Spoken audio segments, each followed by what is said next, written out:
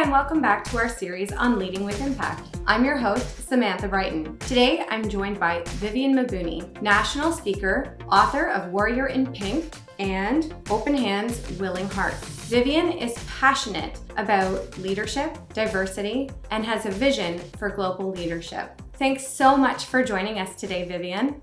Thank you for having me. I'm looking forward to our conversation.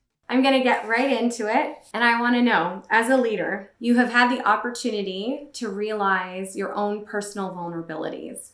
What advice do you have for other leaders to embrace vulnerability? You know, it's interesting. I think when I think about leadership, vulnerability is usually not something that we couple with leadership. And yet vulnerability is the place where we as leaders actually make connection with others. And that's an element in leadership, I think, that is so incredibly valuable. Vulnerability in this day and time right now, we're being exposed through COVID-19. Everything is affecting everything else. And so when we recognize and embrace that, it actually enhances the humanity piece of leadership. And I think it brings in a community of shared struggle and in that way, greater trust. So as a female leader, do you have any moments or did you have any moments of hindrance in your leadership journey? As a female leader, it has been challenging, and as a woman of color. So there's a double challenge. As an Asian American woman, I come into a situation carrying my culture, my DNA that's infused with a sense of collective versus individual, and a very high value of hierarchy and deference to those who are in positions of leadership or have greater seniority. So I'm trying to harness my strengths while also being true to who I really am. And I don't want to lead like a man.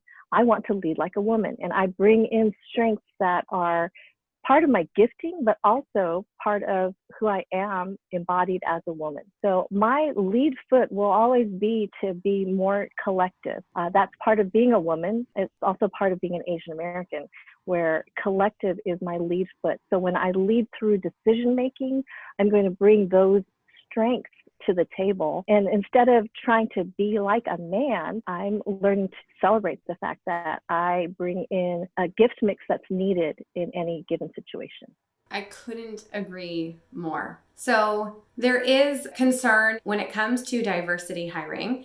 And so what tools and hiring tips do you have for leaders so that they are looking for those that have the best skill set and happen to be someone of diversity? Ooh, that's a very good question. Being tokenized as a person of color is really demeaning in the end.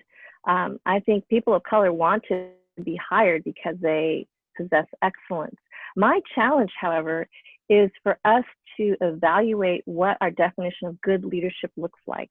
When we look at leadership we are looking only through a lens of a certain type of articulate, confident, forceful leader, as that's the type of leader we want, I think we miss out. When you have a person who pursues excellence and is experienced, for example, in Asian culture, it is improper to self-promote. And so if you look at the boardrooms, there often is very little representation of Asian Americans. However, Asians are incredibly competent, but our DNA teaches us not to self-promote. So that is something to be aware of as you're hiring, that an Asian is not going to say, hey, look at my 15 things that I accomplished, when in fact they have accomplished 25 things, and they would be such an asset to the company. I would encourage leaders, especially those who are seeking to diversify, to be mindful of cultural dynamics, to be mindful of our lens by which we evaluate. And we truly are becoming increasingly more global, and having the voices of people who are mixed race or who come from different ethnic and even socioeconomic backgrounds actually will help us to become more effective and efficient in the end with a global audience. Fantastic advice. So I have one more question. What advice would you give to other women that might be afraid to be where you're sitting today, in front of the camera, giving advice to other leaders? You know, it's so interesting right now during this pandemic. We are all getting used to this Zoom format and being in front of a camera. I would say, as a leader, it's a good practice to always be moving into places where we feel uncomfortable. I think that keeps us learning and dependent and not relying on just what's worked in the past.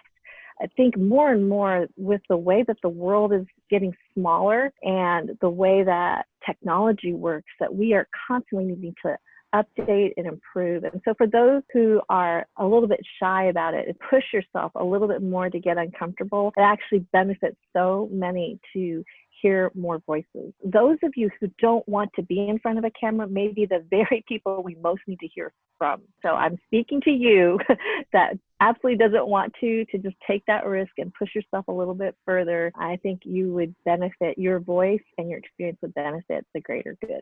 So this is kind of the question that we ask everyone in our series. How do we move forward out of the pandemic? I think all of us are at a little bit of a loss because none of us have ever been here before. And so we are really faced with a leadership need and vacuum at a time unlike any other. I think this pandemic has actually been very exposing. I think it's really exposed our personal vulnerabilities and even our vulnerabilities societally. In that way, we are always better linking arms with one another and approaching the next steps with really, I think a diversity of experiences and voices will only help us to map out the best way forward. I think the days now of kind of the single pioneer, tip of the arrow leader, I think those days are gone. And to be honest, when I look around the world, some of the countries that have done the best have been led by women. And there's something to be said about the way that we lead as women that is more collective, that does take into consideration the viewpoints of others and differing viewpoints to be able to come to the best conclusion. So my advice, rather than trying to blaze ahead, is maybe take a moment to step back and assess what we have and where we're missing, and then together come up with a solution. I couldn't agree more. Thank you so much for taking the time to chat with us today, for sharing your own personal experiences, as well as, showing us that there is a really positive way forward. So thanks so much for joining us, Vivian. It's great to be with you. Thanks for having me. For everyone watching today, I have a question for you. Is there someone in your life that is introverted that has a really important story to tell? We'd love to hear about them, and we'd love you to encourage them to use their voice. If you liked today's video, please follow our Facebook and Instagram pages, as well as subscribe to our YouTube channel to get notified about everything Leader Impact. Thanks for joining us, and see you next time.